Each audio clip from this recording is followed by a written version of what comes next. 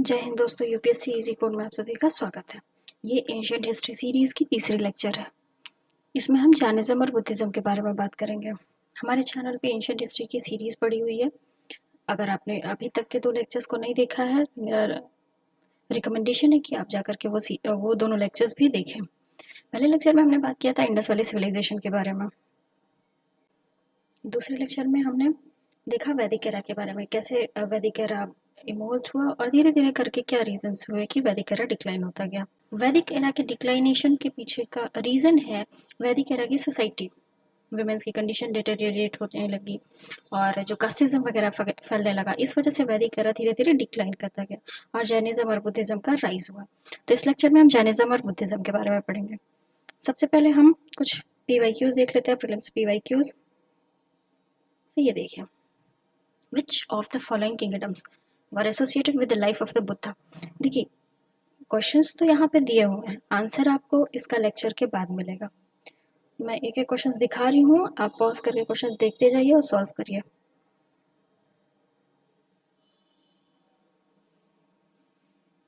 ये दूसरा क्वेश्चन,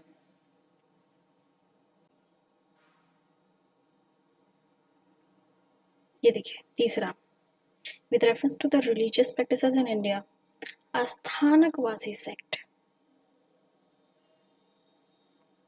चौथा, which one of the following depreciation of Buddha, treating the path of the Bodhisattva, image worship and rituals? Which of the above is a feature or features of Mahayana Buddhism? Mahayana Buddhism का feature आप बताइए। Lecture के बाद आपको इसका answer भी मिल जाएगा। ये 2019 में यूपीएससी ने ये क्वेश्चन पूछा था।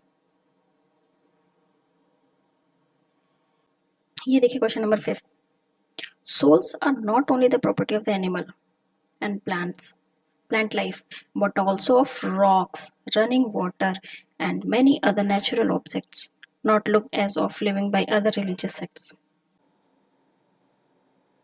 चलिए शुरू करते हैं। सबसे पहले हम देखते हैं कि ऐसे क्या क्या कॉजेस थे जिसकी वजह से जैनिज्म और बुद्धिज्म का राइज हुआ। आखिर ऐसा क्या हुआ, क्या रीजन था कि जैनिज्म और बुद्धिज्म इमर्ज्ड हुआ।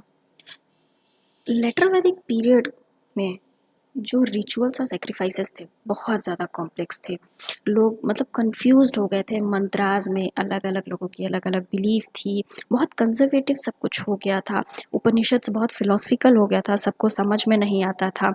रिलीजियस फैक्टर्स तो था ही, साथ साथ सोशल और इकोनॉमिक फैक्टर भी था। जैसे क्षत्रिय और ब्राह्मण्स को बहुत प्रिविलेजेस मिलते थे और बाकी वैश्यास वगैरह और शूद्रास को प्रिविलेजेस नहीं मिलते थे। बहुत सारे प्रॉब्लम्स ऐसे आने लगी। इस वजह से लोग मतलब ये पूरा लेटर वैदिक पीरियड में परेशान हो चुके थे। तो वो दूसरी तरफ जब जैनिज्म और बुद्धिज्म धीरे धीरे करके राइज होने लगा तो लोग उधर अट्रैक्ट होते गए। ये सारे रीजंस थे जैनिज्म और बुद्धिज्म के राइज होने के। इस पेज में आपको यही सारी चीज़ें देखने को मिलेंगी। जैसे देखिए लिखा हुआ, रिचुअल्स बहुत सारे कॉम्प्लेक्स थे, सुपरस्टिशियस बिलीव्स था, उपनिषद्स की टीचिंग फिलोसफिकल नेचर में थी। जैनिज्म के फाउंडर वर्धमान महावीरा को कहा जाता है और बुद्धिज्म के फाउंडर गौतम बुद्धा को। ये दोनों क्षत्रिय क्लैन से बिलोंग करते थे। Next, Jainism. अब हम देख लेते हैं वर्धमान महावीरा की जो लाइफ है उसके बारे में पहले देखते हैं, क्योंकि इनको फाउंडर माना जाता है जैनिज्म का। 539 बीसी से 467 बीसी तक इनका माना जाता है, इनका टाइम पीरियड रहा। ये जैनिज्म के 24th तीर्थंकर थे। ही वॉज द 24th तीर्थंकर ऑफ जैनिज्म। इनका जन्म वैशाली के नियर वैशाली एक जगह है उसके पास हुआ। इनके पेरेंट्स सिद्धार्थ और त्रिशाला थे। इनकी शादी यशोदा से हुई और इन्होंने एक बेटी को जन्म दिया। 30 साल जब ये 30 साल के हुए तो इनके पिताजी एक्सपायर कर गए थे। और जब इनके पिताजी एक्सपायर कर गए, बस उसी टाइम पे ये अपना घर वर छोड़ करके, मतलब इनको लगा कि रियल लाइफ होती क्या है ये देखने के लिए ये अपना घर बार छोड़ करके पूरे निकल गया। 12 साल तक इधर उधर भटके वो, मतलब खोजते रहे कि क्या होता है रियल में लाइफ। इसके बारे में बहुत सारे क्वेश्चंस का वो आंसर चाहते थे लेकिन उन्हें नहीं मिला। 12 साल घूमने के बाद इनको नॉलेज गेन हुआ कि हाँ मतलब रियल लाइफ क्या होती है और ये सब क्यों होता है। तो जब नॉलेज इनको स्पिरिचुअल नॉलेज 12 साल के बाद मिला, 12 साल की तपस्या इन्होंने किया, इधर उधर घूमे, फिनांसेस किए, उसके बाद से इन्हें स्पिरिचुअल नॉलेज गेन हुआ, जिसको कहा जाता है केवला गना। यहाँ पे लिखा हुआ केवला गना, गणन, केवला गणन। जब इनको स्पिरिचुअल नॉलेज हो गया, उसके बाद से इनको महावीरा या जिना कहने लगा और इनके फॉलोअर्स को जैन्स।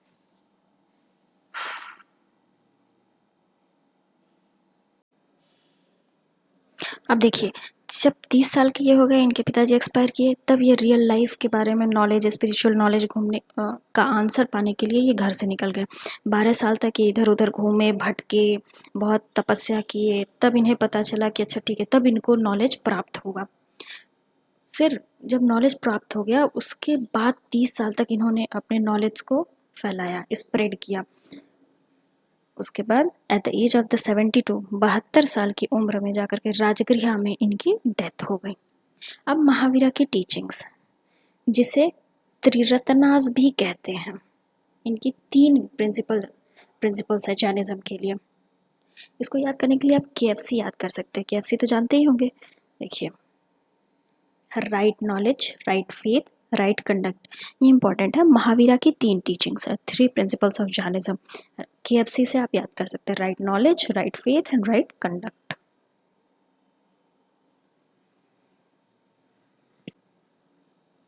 महावीरा जो थे वो कौन सी थियरी एक्सेप्ट किए थे कि यहाँ पे कोई गॉड वगैरह नहीं होता है, वर्ल्ड एग्जिस्ट करता है बिना क्रिएटर के, और हर एक सोल, मतलब कि कंकड़ पत्थर भी है, उसमें भी जान होता है। इन्होंने वेदास की अथॉरिटी को रिजेक्ट कर दिया, वेदास वगैरह में बिलीव नहीं रखते थे। ये ऐसा मानते थे कि एग्रीकल्चर करना भी सिंफुल होता है, क्योंकि जब हम खेती करते हैं तो उसमें मिट्टी को भी दर्द होता है, उसमें बहुत सारे कीड़े मकोड़े आ जाते हैं, उन्हें भी दर्द होता है। तो इन्होंने एग्रीकल्चर को सिंफुल मान लिया था।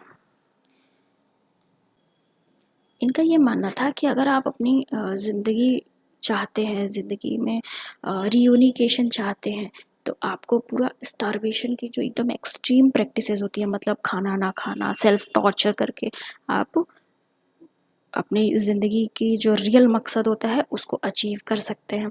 डॉक्ट्रिन ऑफ एस्केटिज्म एंड रियूनिकेशन, मतलब ये होता है ना कि एक्सट्रीम प्रैक्टिसेस वाले थे, कि खाना एकदम त्याग देना, घर छोड़ देना, कपड़े वगैरह ना पहनना, ऐसे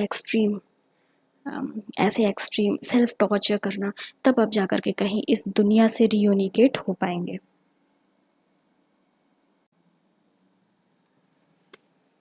अब नेक्स्ट होता है जैनिज्म को स्प्रेड कैसे हुआ। तो महावीरा ने संघ का ऑर्गेनाइजेशन किया। संघ मतलब कलेक्शन। इसमें मेन वेमेन दोनों अलाउड थे, मॉन्क और ले फॉलोअर्स दोनों इस संघ में प्रेजेंट हुआ करते थे। ठीक है।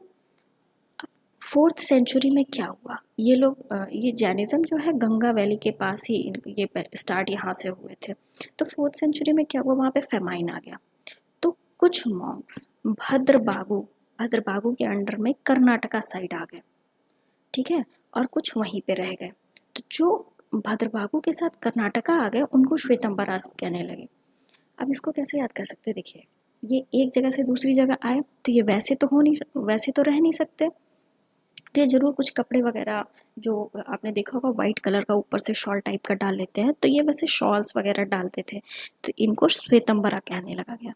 और जो वहीं पे प्रेजेंट थे वो स्थलबाहु के अंडर में थे, और उनको दिगंबरास विच मीन्स नेक्ड कहा जाने लगा। मतलब वो अभी भी ऊपर कपड़े वगैरह नहीं डालते थे, और जो दिगंबरास थे, जो श्वेतंबरास थे, वो ऊपर कपड़े डालने लगे थे, क्योंकि उनको एक जगह से दूसरी जगह आना था। तो 4th सेंचुरी में क्या हुआ, गंगा वैली में फेमाइन आ गया, जिसकी वजह से कुछ मॉन्क्स भद्रबाहु के अंडर में वहाँ से कर्नाटका आ गए। जो कर्नाटका आ गए उनको श्वेतंबरास कहने लगा गया, और जो वहीं पे रह गया स्थलबाहु के अंडर में नॉर्थ में ही, उनको दिगंबरास कहने लगा गया। ये है फर्स्ट जैन काउंसिल जो था वो पाटलिपुत्र में हुआ, स्थलबाहु के अंडर में, और दूसरा जैन काउंसिल वल्लाभी 5th सेंचुरी में हुआ था। चंद्रगुप्त मौर्य, कलिंग, गंगा, कदम्बाज, ये लोग जैनिज्म के पैट्रोनाइज्ड थे। अब हम आगे बढ़ते हैं बुद्धिज्म की तरफ। जैसा कि हमें पता है बुद्धिज्म के फाउंडर गौतम बुद्धा को कहा जाता है। तो सबसे पहले हम गौतम बुद्धा की लाइफ को देख लेते हैं, जो कि 5 67 से 487 BC। इसका मतलब कि महावीरा और गौतम बुद्धा कंटेम्पररी थे। गौतम, जिनको सिद्धार्थ भी कहा जाता था, ये जैनिज्म के फाउंडर हुए। इनका जन्म हुआ लुम्बिनी गार्डन नियर कपिल, एक कपिल वस्तु लिखा है,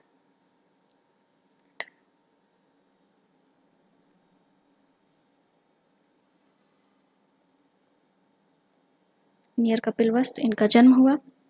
इनके फादर शुद्धोधना और मदर माया देवी थी।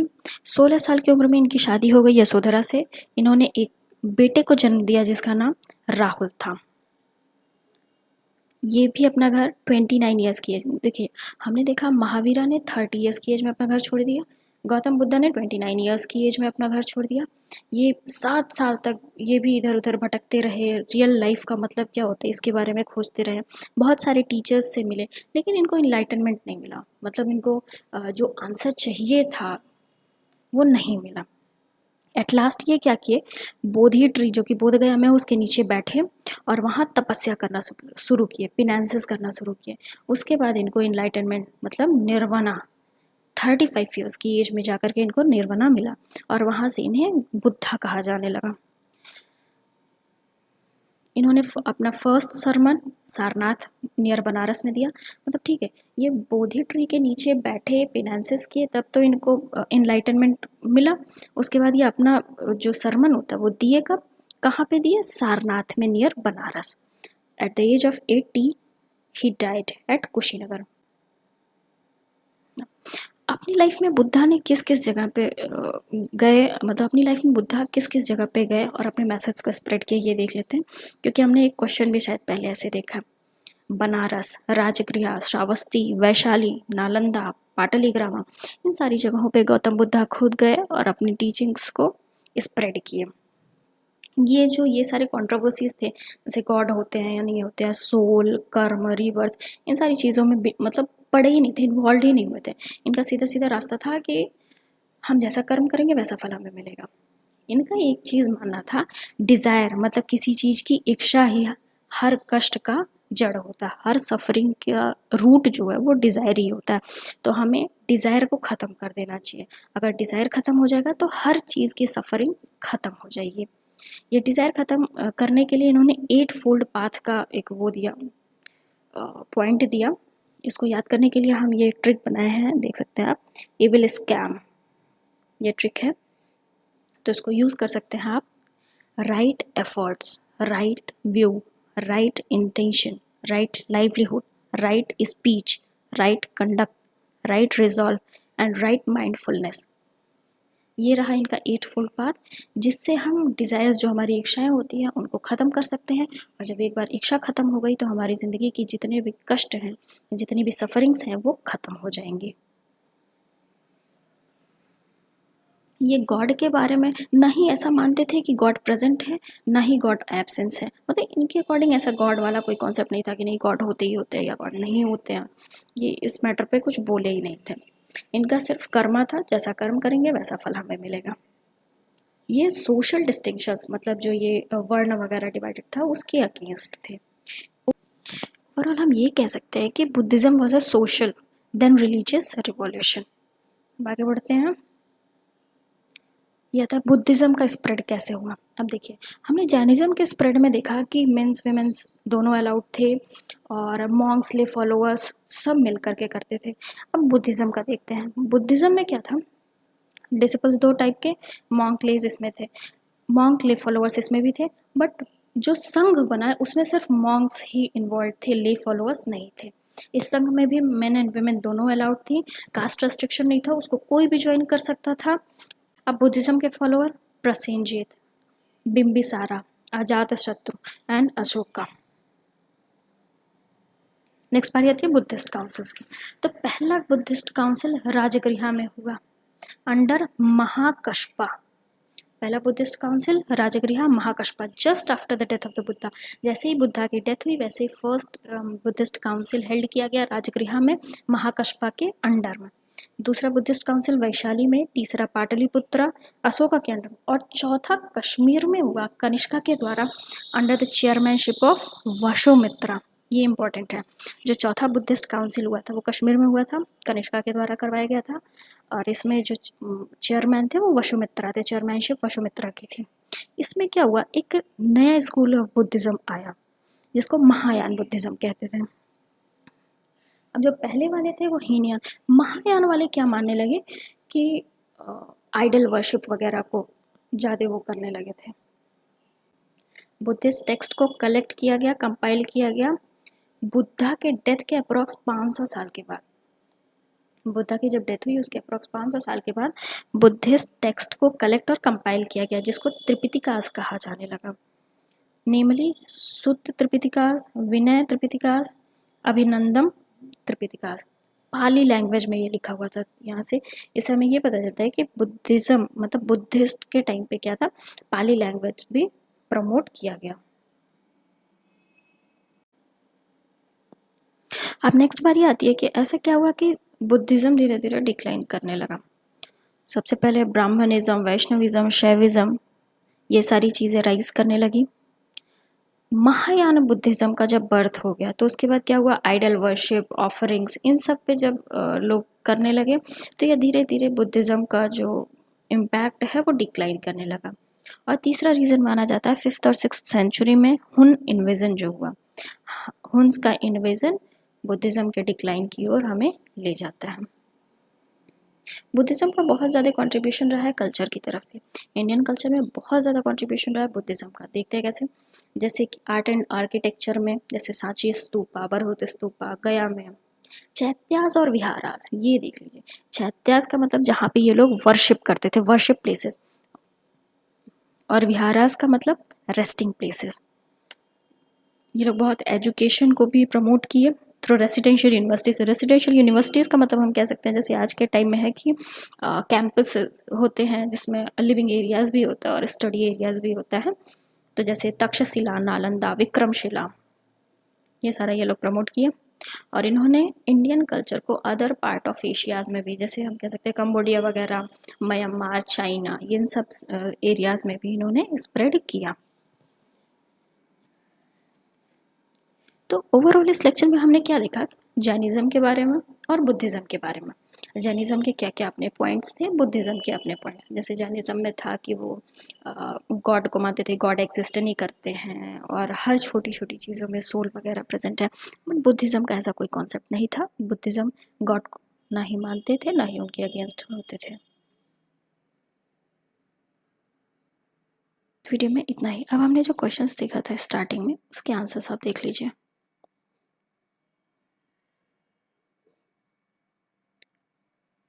आई होप जब आपने ये लेक्चर कर लिया होगा उसके बाद ये सारे क्वेश्चन सॉल्व करने में आपको आसानी होगी।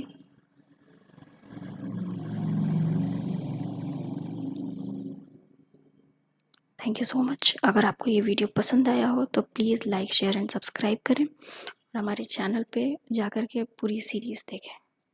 Thank you.